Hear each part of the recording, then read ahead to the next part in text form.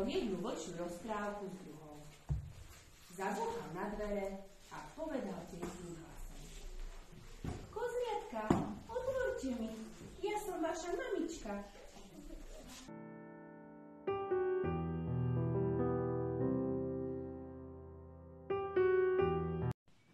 V ceste im však leží pes, spí ako zarezaný. Pochopiteľná vec, celú noc bol na nohách.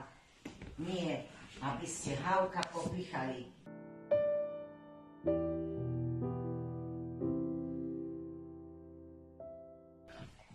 Jednému zvieratku, ktoré je pichľavé ako perličnatá hora, odpovie deduško. A odniesol Ježkovi do kúta záhrady náručie suchého lístia. Ježko sa na ňo pozrel vďačnými očkami a hneď sa do kôpky šupol naozaj ako do chalúpky.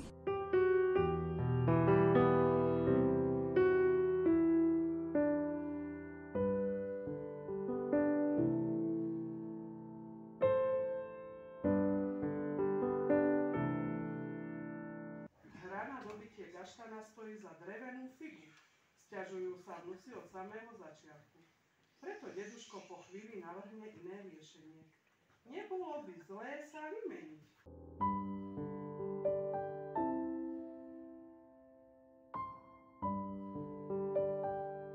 Chcem vidieť ten zmetok, ktorý môže hore každú chvíľu nastať.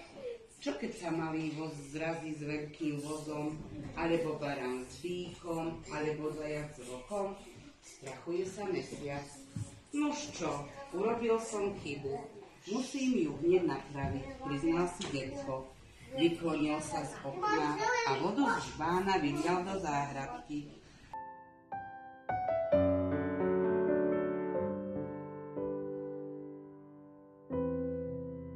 V papuli nesie ďalší košík.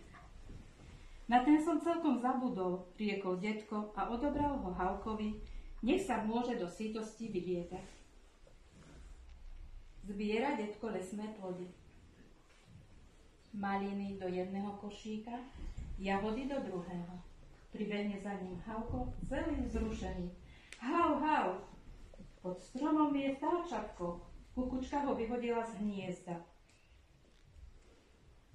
Príroda vie, prečo to tak zariadila, že kukučka vyrastá v cudzom hniezde, odpovie detko Havkovi.